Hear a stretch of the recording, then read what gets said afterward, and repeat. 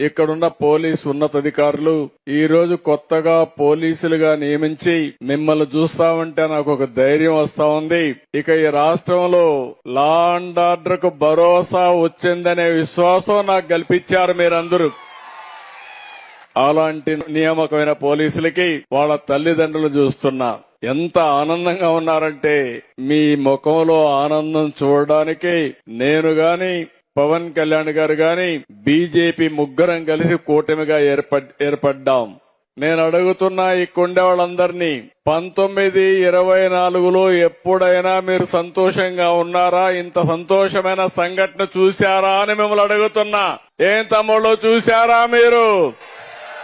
ఏమమ్మా చూశారా మీరు? ఏంటయ్యా పెద్దలందరూ మీరు చూశారని అడుగుతున్నా.